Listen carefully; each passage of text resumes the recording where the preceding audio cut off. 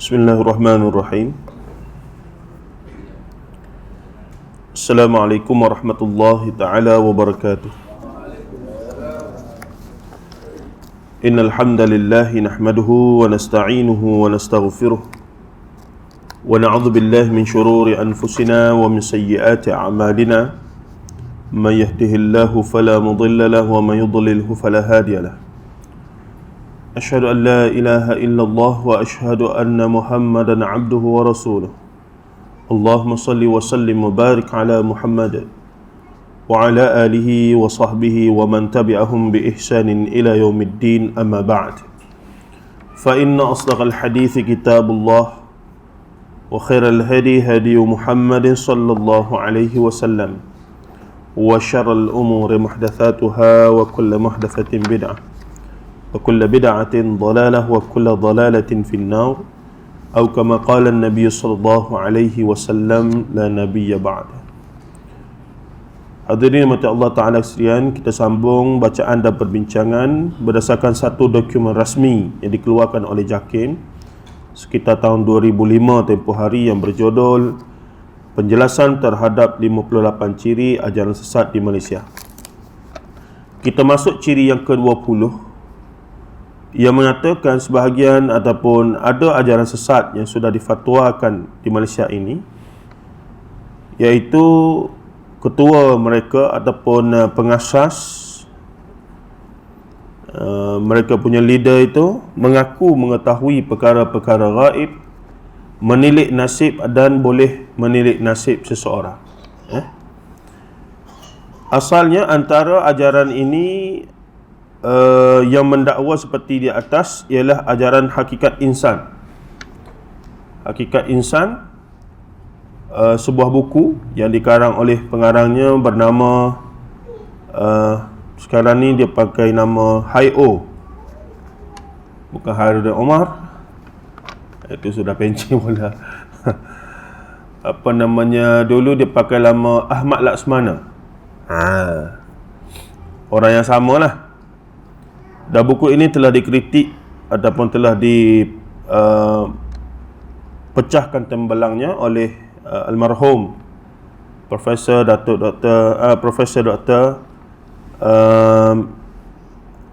Apa nama? Ibrahim ni. Oh ya, mari kita ingat Prof. Dr. Ni lah yang belakang ni. Abdul Fattah Harun Ibrahim. Ada buku khas.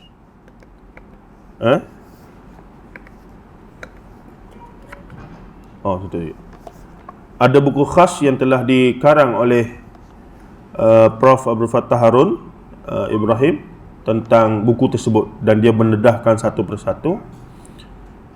Sebenarnya golongan batiniyah lah, golongan batiniyah, yang kemudian Prof. Abdul Fattah kata golongan ini boleh digelar sebagai golongan agama huruf, ahraf, kerana di sana ada ajaran lama sebelum datangnya Islam, mereka yang bersabit juga dengan sihir apa semua ni lah, menggunakan nombor-nombor untuk membuat kiraan-kiraan, menilik nasib dan seumpamanya. Tak boleh situ sikit Baik, jauh sikit lah, nampak manja. Jadi antara ajaran yang juga mendakwa hal ini, sebenarnya semua ajaran sesat termasuk kategori ini. Sebutlah ajaran sesat mana sekalipun, hatta ajaran yang belum difatwakan sesat sekalipun, antara ciri kita nak tahu mereka ni ada unsur yang sudah menyalahi lah manhaj ahli sunnati wal jamaah apabila mendakwa tahu perkara gaib yang tidak termaktub secara khusus dalam Al-Quran dan Sunnah. Kerana kita berpegang perkara-perkara ghaibiyat, sama'iyat, termasuk golongan daripada Asy'ariyah Maturidi pun. Mereka juga berpegang bahawa perkara gaib tidak bolehlah selain daripada Quran dan Sunnah. Sumber ilmu mereka, sumber ilmu menurut ahli kalam 3, Yang pertama adalah akal, yang kedua adalah khabar sadiq, Quran sunnah nas, dan yang ketiga adalah jawarih ataupun pengalaman, ataupun kita kata inilah pengalaman masa lalu. Jadi mereka juga berpegang bahawa perkara-perkara gaib, syurga, neraka, tentang Allah, malaikat ni mesti di atas khabar yang sadiq. Dia khabar sadiq ini mestilah hanya Quran dan sunnah. Cuma Asy'ariyah versi yang sudah bercampur dengan Sufi, dia beza sikit, dia tambah lagi. Khabar sadiq itu termasuklah sumbernya adalah ilham. Ilham tu jadi macam-macam lah lepas tu. Jadi dia tambah satu. Jadi di Malaysia ni majoriti yang mendakwa mereka sebagai Asy'ariyah juga sudah Asy'ariyah mereka itu adalah versi yang sangat dipengaruhi oleh Sufi, dan jadilah mereka yang ketiga tadi. Mereka menerimalah yang keempat, sumber yang keempat sebagai sumber ilmu, iaitu ilham. Ilham tu pula dia tak stop di situlah, dia akan berkembang lagi. Zauqi, irfani, pelbagai lagi istilah, isyraqi, pelbagai lagi istilah-istilah yang menggambarkan ilmu-ilmu tu tak semestinya cukup dengan Quran dan sunnah saja. Kalau ada orang mari dari cara zauqi tadi, ilham tadi, boleh terima juga. Jadi masalahnya kawan yang terima, yang mendakwa terima ilham, zauq ni, kita tengok orangnya, teruk ni. Itu masalahnya. Itu yang kita kata sampai satu tahap dipanggil golongan yang mereka dakwa sebagai wali, mendakwa diri sebagai wali, yang mereka dakwa sebagai, termasuk golongan-golongan yang bermasalah. Tapi ni dapat ilham daripada Allah.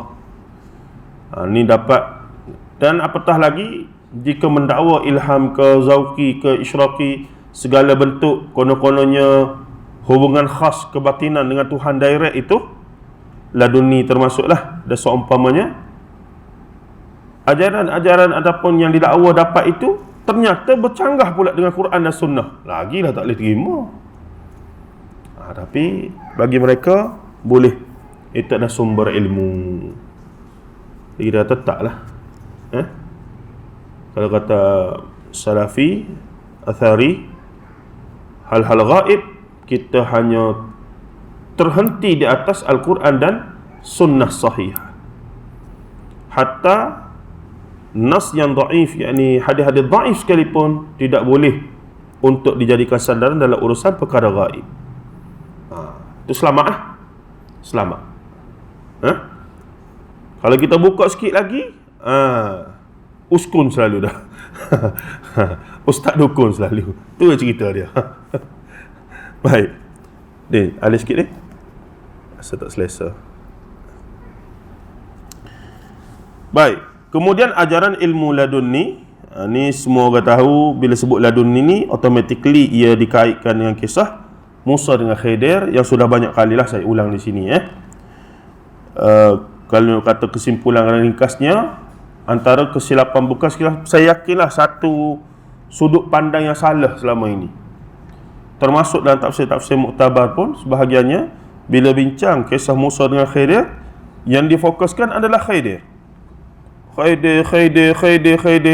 Bila tengok balik kisah Musa dengan Khidir dan suratul Kahfi itu, hero sebenarnya adalah Musa, bukan Khidir. Khidir ni tak ada apa-apa pun. Nama Khidir tu pun tak disebut dalam surah Kahfi itu. Rajulun salih macam tu ya. Dalam hadis baru sebut Khidir, dia punya pembantu namanya Yusha bin Nun, barulah ada nama. Bermaksud watak tak penting, sekadar watak pembantu saja. Watak utamanya Musa alaihissalam.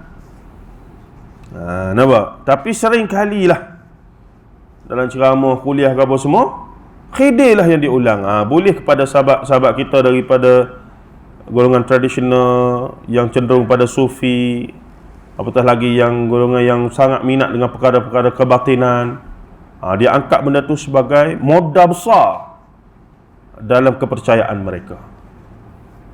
Sebab tu mereka tak terima Khidir sebagai Nabi. Sebab kalau Nabi, jelaslah laduni tu ilmu wahyu daripada Allah.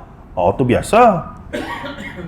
Tapi kalau dia kata Khidir tu siapa? Wali. Wali manusia biasa yang tahap wali. Dia tok guru dia boleh, dia pun boleh. Mereka pada ilmu laduni juga. Kemudian ajaran Haji Banwa, selain ajaran sesat di atas, terdapat juga di kalangan bomoh dan tukang tenun yang turut mendakwa demikian. Begitu juga dengan amalan mendidik nasib adalah amat ditentang oleh Islam. Terbaru, sama-sama tok bomoh bergaduh. Sama-sama uskun, melondehkan masing-masing.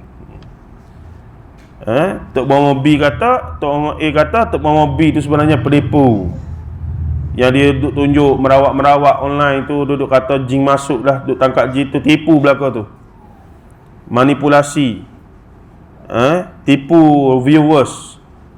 Jual kayu kokal lah apa semua, habis dia. Ada lah tu benda ghanimah tak sama rata boleh tu. Tu lah, biasanya itu je.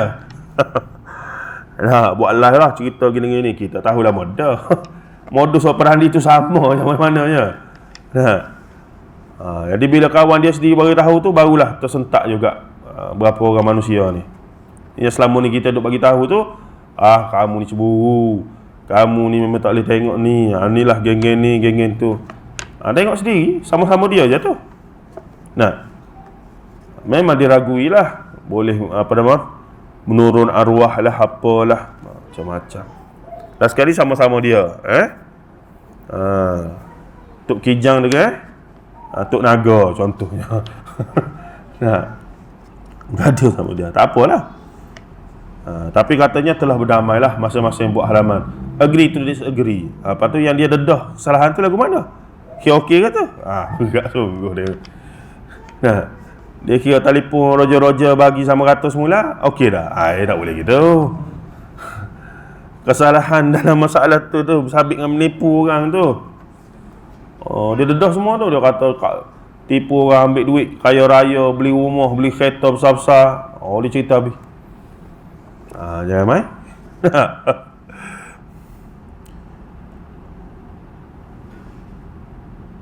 Sebab kesalahan seseorang yang mengaku dan mendakwa mengetahui perkara yang gaib adalah dianggap telah kufur.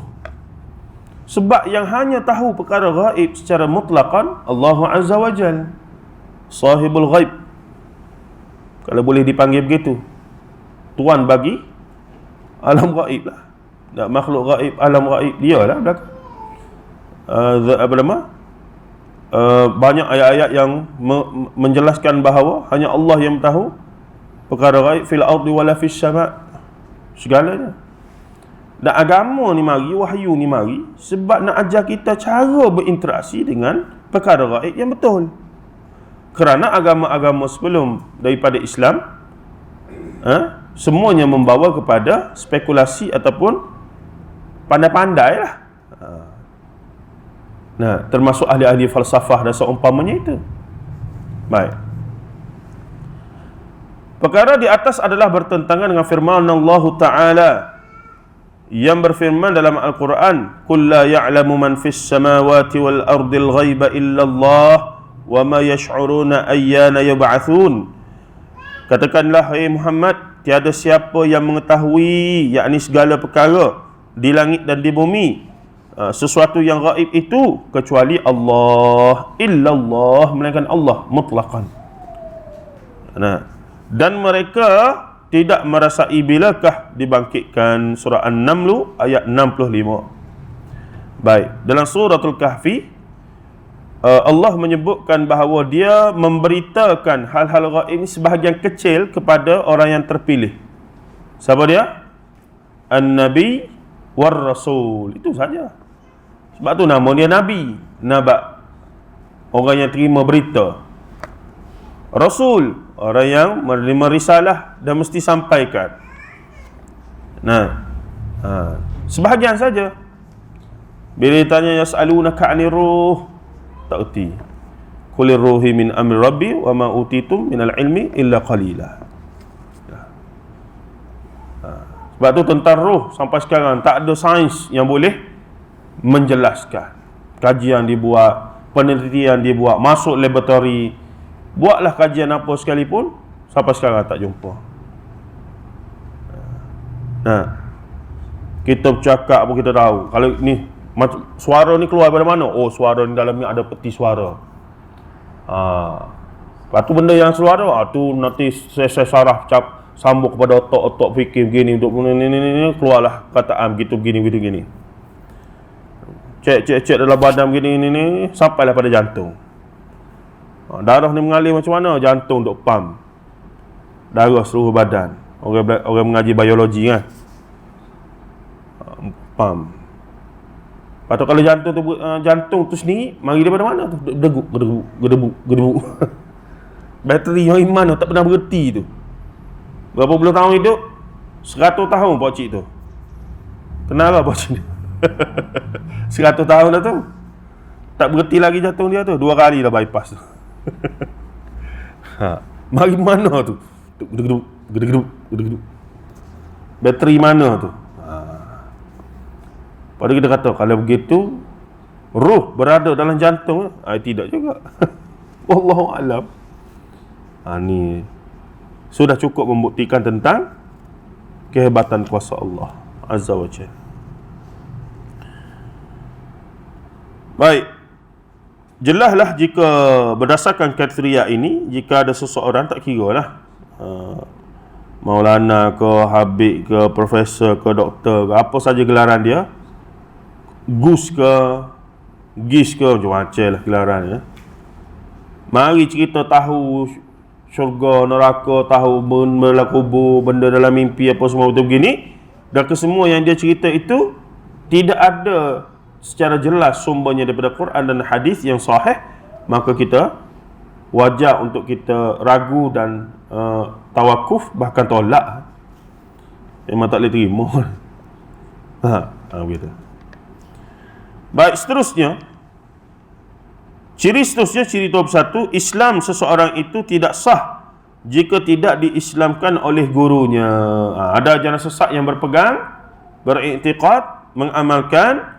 Mereka kata jika seseorang itu menjadi Islam melalui ataupun dia jadi Islam tu tidak melalui guru mereka lah, maka dikira sebagai Islam seseorang itu tidak sah. Punyalah dia nak kata Islam melalui guru dia saja yang kira dapat cok mohon lah, approval. Tak ada. Ciri ajaran sesat seperti ini pernah dibawa oleh ajaran ikhwan. Ni bukan ikhwan muslimin ni, ikhwan lain ni, bukan Ustaz Khairul ikhwan kita ni. Itu cerita lain lagi. Atau sekarang dikenali sebagai Almas, yang bergerak di negeri Selangor, Kuala Lumpur, Negeri Sembilan dan Melaka. Tapi zaman kita ni tak nampak sangat dah ni.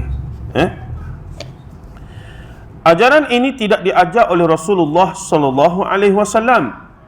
Dalam Islam, semua orang Islam yang mengenal arti keislaman boleh mengislamkan sesiapa sahaja. Tidak semestinya orang itu dari keturunan Nabi ataupun bukan. Ini jelas suatu penipuan dan menyekat pengembangan ajaran Islam dari tersebar secara meluas. Islam ni cukup seseorang itu nak masuk, kita tanya betul ke nak masuk ni. Tak ada orang paksa, tak ada. Saya memang nak masuk, saya dah bersedia, saya dah nak masuk Islam. Tapi pukul 4.30 dah ni, tak dah nak pergi Jaiz ni. Hari Isnin lah pukul 8. Tengok hari Sabtu meninggal kawan tu aksiden. Siapa nak tanggung? Kita tu Imam Tok Bilal ni surah masjid, dia mari nak suruh diri masuk Islam ni. Kita pun kata tak dah ni. Nak masuk dalam pasar dah ni. Tak sempat ni. Dia pun tak apalah, balik dulu lah. Hari Isnin ni pagi-pagi kita pergi Shah Alam, Jaiz ke Maiz Maiz lah. Bawa apa, dia ada bahagian saudara baru ke apa. Bagus. Daftar boleh kad saudara baru tu, dapat 300 ke 500 bulan tu. Dia pun tak tahu benda tu. Bila tahu tu, oh bagus juga tu. Okey. Dia berbalik. Qadarullah wa ma syaa fa'al. Sudah mati. Siapa nak tangguh tu? Kawan tak masuk Islam dah tu. Pertamanya, Allah tahulah dia nak masuk Islam, insya-Allah. Niat tu dah ada. Cuba jumpa Tok Haji yang tak erti, dia kata tak soleh, seorang yang soleh tapi tak faqih, ngaji kurang barangkali. Padahal dia kata, sungguh nak masuk ni, mengucap dah. Cuba mengucap, ikut saya. Asyhadu an la ilaha illallah, asyhadu an la ilaha, asyhadu I bear witness, kecik Inggeris lah sikit. There is no other God than Allah. Prophet Muhammad, may peace be upon him. Tak payah sallallahu alaihi wasallam. Saya tak setuju may peace be upon him, macam tak sampai maksud sallallahu alaihi wasallam. Selawat tu dah bahasa Arab macam mana pun is the prophet and the messenger of Allah. So now you are officially in the eye of Allah as a Muslim. What again? In the eye of Allah, that's mujassimah. Engkau ni tak ada apa-apa. Aduh. Jadi sepatutnya begitulah. Kalau kita ada rezeki orang mari lagu tu, kita pakai jubah surah masjid ni, tiba-tiba mari hamba Allah, Haji saya lah ni nak masuk Islam lah. Sungguh ke? Ya, nak masuk. Macam mana cara? Suruh mengucap lah dulu. Apa-apa mengucap dulu. Kita lah suruh dia mengucap lah. Kita ajar lah. Lepas tu, petang dah ni nak pergi daftar ni. Tak apa. Hari Senin ni saya bawa you. Saya pun dah pencet apa cerita. Boleh pergi, jom. Pejabat dah buka. Pergi hari Senin tu. Takdirnya mati juga. Lepas mengucap tu mati. Nah, macam mana? Kita seorang je tahu dia Islam. Kita pun sudah dah lah. Tak bagi tahu ni, kita seorang tahu. Kalau bagi tahu, tak ada bukti. Kebetulan tak rakam, tak apa. Itu penting juga rakam-rakam tu. Lagu mana? Kalau pergi juga berkerah, bergaduh-sakan dengan ahli keluarga apa semua itu begini. Silat-silat jadi kes lain lah. Kapur Medan lah, apa semua macam-macam lah. Macam mana? Let it go. Doesn't matter.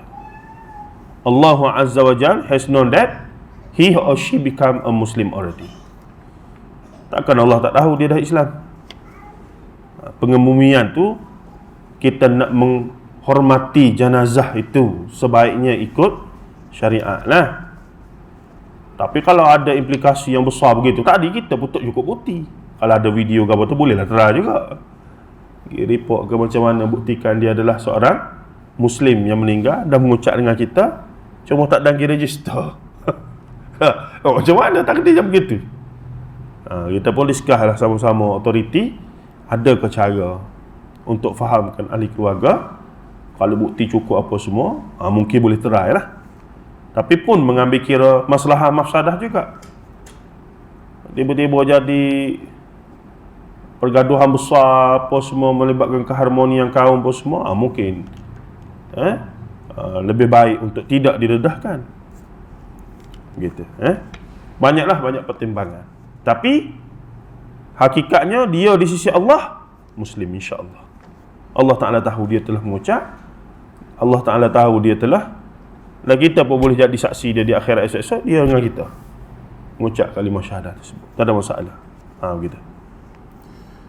Yang penting dia nak mari mengucap je, kita kata, ops, nanti dulu hari Isnin. Kita pergi sama-sama. Sebab apa? Nak buat majlis ramai-ramai macam ni satu hal dah pula ni. Nak buat majlis mengucap masuk Islam tu macam akad nikah dah pula. Tak ada begitu. Kita tak katalah bid'ah ke apa, cumanya masuk Islam ni kalau dah dia ready one by one dengan kita pun mengucap lah. Kita tahu. Asyhadu. Cuma bagus sekarang ni rakam jugalah sikit for other purpose. Memang for certain purpose ada momen yang wajar kita rakam jugalah untuk tadilah bukti-bukti dah seumpamanya. Baik.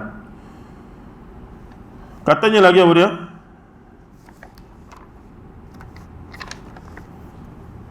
Ajaran ini tidak diajarkan oleh Rasulullah tadi. Islam seorang itu tidak sah jika tidak diislamkan oleh gurunya. Hujah dan alasan, Nabi Muhammad SAW tidak pernah berwasiatkan hanya anak cucunya sahaja yang boleh berdakwah atau mengislamkan umat manusia. Baginda pernah bersabda, an Abi Bakrah anin Nabi SAW qala liyuballighi syahidul ghaiba fa inna syahida asa an yuballigha man huwa aw'a lahu minhu. Al-Bukhari wa Muslim. Dari Abi Bakrah dari Nabi SAW telah bersabda, semoga orang yang menyampaikan itu dapat menyampaikan kepada orang lain yang lebih faham mengenainya daripadanya. Rawahul Bukhari. Hadis yang riwayat ataupun mafhum yang lebih kurang sama dengan hadis ni, ketika Rasulullah menyampaikan hajjatul khutbatul wada'. Nah, akhirnya saya kata sampaikanlah, semoga yang mendengar selepas daripada kamu lebih faham. Maksudnya kadang-kadang ilmu ni dia begitu, 50-60 orang dalam kelas, saya satu kelas 70 orang, guru yang sama, topik yang sama, tapi kefahaman tetap akan berbeza. Nah, yang faham sikit sebanyak tu pula dia sampai kepada orang lain, kemungkinan yang dengar tu lebih faham daripada dia pun lebih pula. Itu sifat ilmu. Sebab dia cahaya, dia menerangi orang yang bersedia untuk menerimanya, dan sebagainya. Baik. Semua manusia yang ke-22 ciri seterusnya habis itu. Jadi tidak adalah restriction ataupun satu syariat kata nak masuk Islam mesti hanya melalui individu tertentu, dan melalui contohnya lekih ini hanya mereka yang didakwa sebagai Ahlul Bait ataupun keturunan Nabi sallallahu alaihi wasallam sahaja boleh mengislamkan manusia. Tidak ada syariat sebegitu dalam Islam, tidak ada. Baik, perkara 22 ciri. Sebahagian aliran sesat ini mendakwa dan berpegang bahawa semua manusia boleh melihat Allah di dunia ini. Kalau dia kata semua manusia boleh melihat Allah di akhirat, cerita lain. Memang jelaslah fasamma wajhullah, dan kita semua akan tengok wajah Allah di akhirat. Tetapi dalam konteks ini dia kata semua manusia boleh melihat Allah di dunia ini yang fana ini. Ini masalah selalu dah. Sebab dunia dengan akhirat ni dua benda yang totally different. Dia dia punya law of nature dia berbeza. Nah, lain macam mana? Lain sampai tak boleh nak cerita. Patut lagu mana? Rasulullah dibawa untuk melihat sebahagian yang akan kita lalui di akhirat kelak, syurga, neraka, apa semua itulah. Nah, tapi ulama bincang sedap juga. Contohnya dibincangkan, sekarang ni syurga neraka dah ada ke tidak? Maka berdasarkan nas, seolah-olah sudah ada. Bukan seolah-olah, sebahagian berpegang memang dah ada. Apa dia? Nabi Adam duduklah syurga tu. Maksudnya nanti kita akan balik ke syurga. Syurga dah ada. Iyalah, pegang kita. Dibincangkan pula Ibn Rajab Al-Hambali, muhaddithin, bincang syurga neraka di mana, syurga di mana? Adakah syurga di langit? Kalau di langit, level mana? Bagaimana dengan neraka? Adakah neraka juga di langit kalau syurga di langit? Maka sebagian ulama kata tak, syurga atas muka bumi. Sudah. Mana ke bumi? Sebab tu laut menutupi lapisan bumi yang dalam itu, tak pernah ada benda sampai dalam tu. Nah, Hatta air laut ni rupanya bila tempat yang manusia tak pernah sampai tu, bawah tu sangat gelap, cahaya tak sampai. Sangat gelap, cahaya tak sampai, dan sangat panas. Lava laut lah dasar. Siapa turun bawah pecah, hancur. Tekanannya yang tinggi dan suhunya yang sangat panas. Bermaksud semakin dekat dengan sumber api itu, yang sebagian ulama pegang itu neraka. Maka kalau kita terima pandangan itu, selama ni kita duduk atas apa ni? Kita duduk atas neraka rupanya, begitu. Tapi itu satu pandangan, perbincangan. Hakikat sebenar wallahu alam. Sedangkan dalam hadis lain digambarkan neraka itu terlalu dahsyat sehingga titisan-titisan neraka itu pun boleh menghancurkan. Jadi tak mungkin boleh tahan lah. Cuma pandangan sebagian ulama dalam perbincangan Ibn Rajab tu, dia kata sebab itulah air tu ditutup 7 lapis, bumi 7 lapis, untuk nak kekang itulah kepanasan api tersebut. Wallahu a'lam. Akhirnya kita hanya boleh bincang berdasarkan isyarat-isyarat nas yang sahih, yang hasan, yang makbul.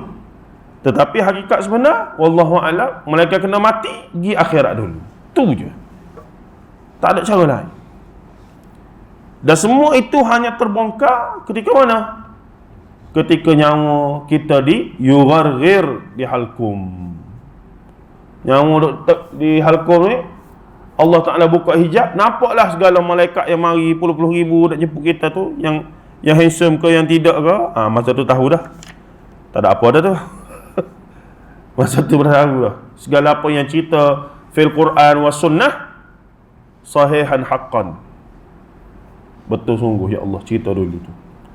Malaikat lagu ni, gini lagu ni, bau busuk lagu ni, bau wangi, apa nama, kain daripada syurga macam ni. Tahu belakang lah masa tu.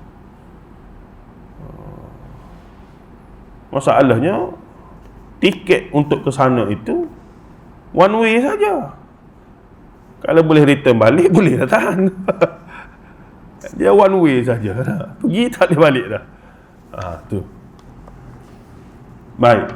Itulah hakikat keimanan. Kalau bahasa kampungnya iman apa dia? Percaya benda tak nampak. Kalau benda nampak kita percaya, itu biasa. Tapi kalau tak nampak tapi percaya sungguh-sungguh, sebab apa? Sebab bukti-bukti yang diberikan. Tapi tak pernah nampak, percaya sebab apa? Akal menerima bahawa itulah berdasarkan bukti-bukti, dalil-dalil yang diberikan itu. Itulah dalil akli, dalil nakli itu. Baik, katanya lagi, ajaran yang terlibat yang mendakwa bahawa manusia ni boleh melihat Allah di atas muka bumi ni lagi adalah antaranya ciri ajaran daripada kumpulan Hasan anak Rimau, ataupun sebenarnya Hasan anak Limau. Dia sebenarnya petani, orang kampung yang menanam limau. Lama-lama ditanam merah, Kelantan. Lama-lama limau tukar jadi rimau, bunyi ganas sikit. Dia adalah mertua kepada Ayah Ping. Ayah Ping telah berkahwin dengan salah seorang anak, salah seorang isteri Ayah Ping adalah anak kepada Hasan anak Rimau. Itulah sanak dia punya kerajaan langit ke lagu mana tu. Tapi kemudian Ayah Ping telah mengembangkan lagi ajaran dia tu dengan lebih advance lah. Baik, sebab kesalahan ini satu ajaran yang amat bertentangan dengan ajaran yang dibawa oleh Rasulullah sallallahu alaihi wasallam, kerana menurut akidah ahli sunnati wal jamaah, umat Islam hanya dapat melihat Allah Ta'ala semasa di akhirat sahaja. Sedangkan di dunia ini tidak boleh. Mungkin juga ajaran Karut ini terpengaruh dengan ajaran wahdatul wujud, kesatuan wujud, yang sememangnya bertentangan dengan akidah ahli sunnah. Ini masalah ni, wahdatul wujud, satu konsep yang dipopularkan oleh Ibnu Arabi, Al-Jili dan beberapa orang lagi sufi, tokoh-tokoh sufi yang masyhur. yang menjadi perbincangan di kalangan umat Islam sampai hari ini, kerana sebahagian melihat mereka ni wali besar yang tadi boleh diberikan ilham zauqi apa semua ilmu-ilmu ni sehingga boleh access direct dengan Allah Ta'ala. Tapi dia tak katalah dapat wahyu, sebab mereka pun tahu kalau kata wahyu Nabi saja, kawan ni tak sampai tahap Nabi. Cuma dikatakan sebab muraqabah, terlalu rapat duduk bermesra, bermujamalah dengan Allah Ta'ala ni, sehingga dibukalah pintu-pintu kearifan. Jadi pintu kearifan ni dapat direct. Tu yang bercakap, jadi setengah duk bercakap kita dengar tu, luar biasa ni. Hidup ni apa? Nak cari hidup ni di mana sebenarnya? Kita dalam pencarian ni duk mencari-cari, cari apa? Kita pun ni deep ni. Ini level lain ni. Padahal duk pusing-pusing lagu tu ya. Nah, ni benda-benda begitulah. Jadi wahdatul wujud ni secara ringkasnya adalah satu kepercayaan bahawa alam ini adalah satu kalau yang jenis lapik sikit dia kata alam ni manifestasi kewujudan Allah. Maka kita melihat alam ni, segala apa yang kita tengok sebenarnya akhirnya balik pada Allah lah, sebab Allah yang cipta. Tu lapik sikit lah. Kalau yang tak lapik dia kata sebenarnya alam ni berasal daripada Allah. Maka alam ni siapa? Termasuk kita ni. Kita pun sebenar. Tu dia tak sebut, dia kata fikir sendiri ya. Kalaulah permulaan alam ini daripada Nur Muhammad lah apa semua tu, mari mana Nur tu?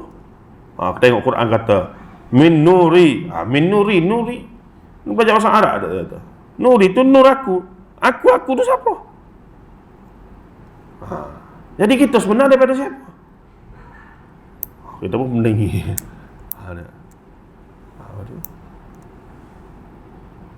Dia tanya, semayang ke? Alhamdulillah, saya kalau tak uzur tak apa, inilah. Sembah siapa? Sembah Allah lah. Ya ke sembah Allah? Dia nak sembah siapa? Kenal diri dah. Kenal diri dah. Inilah diri. Kenal lah diri ni. Itu diri yang zahir. Diri yang sebenar. Diri mana pula? Diri yang sebenar lah. Kan Nabi kata, man arafa nafsahu faqad arafa rabbah. Dia kata begitu lah. Nabi kata, dia kata. Padahal tu bukan hadis pun. Kan dia kata, dalam kitab-kitab sebut, ulama-ulama menyebut, siapa yang kenal diri dia, maka kenal Tuhannya.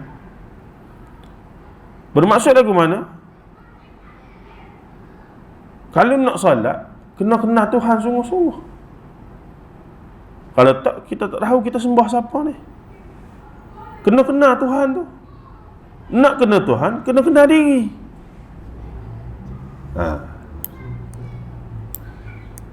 Kita pun dua gelas ni.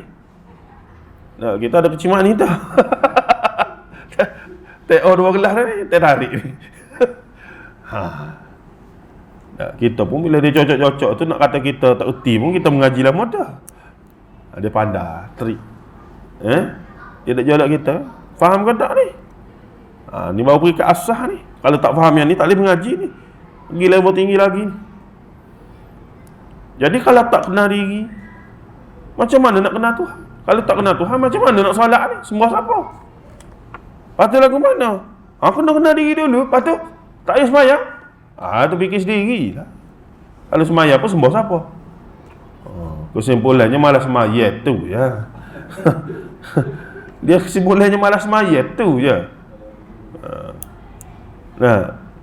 Waktu lama tu kita pun konon lah kita. Kenal dah diri ni. Kenal lagu mana? Gini. Rupanya kata kita ni, diri ni, Tuhan kita, diri.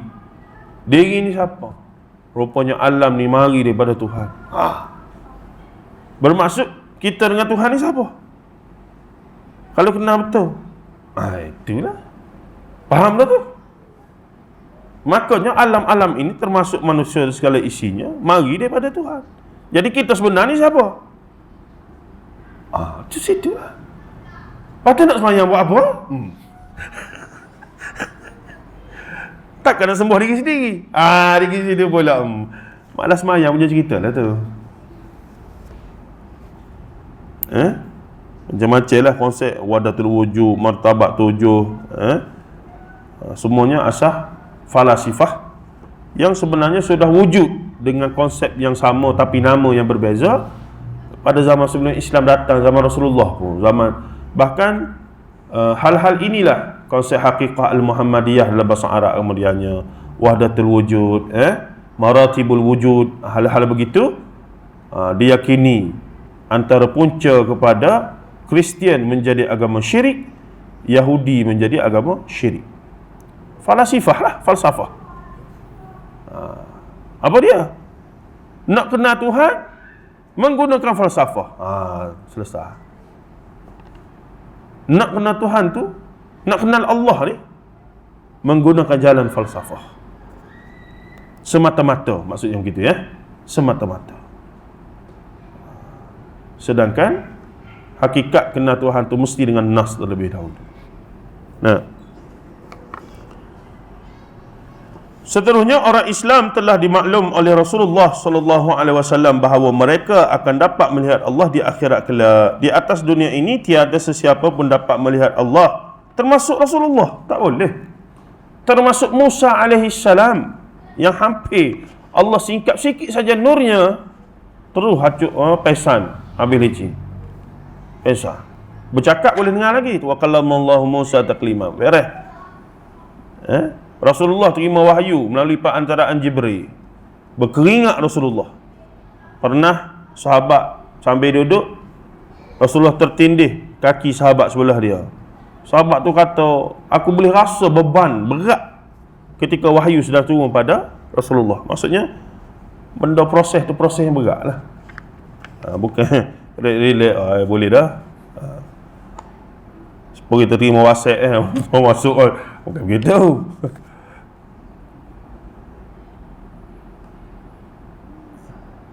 Di atas dunia ini tiada siapa pun yang dapat melihat wajah Allah, termasuk para nabi dan rasul. Sebuah hadis sahih yang dibawa oleh Suhaib Ar-Rumi radhiyallahu anhu, riwayat Bukhari, Muslim, Tirmizi dan Malik, Nabi SAW bermaksud, maka pada saat itu dalam syurga dibukakan hijab kepada mereka, lalu mereka melihatnya, yakni melihat Allah Subhanahu Wa Taala. Tapi sebenarnya di pada mahsyar lagi semua manusia sebenarnya dah melihat versi, wallahu alam, versi yang sama atau versi lain.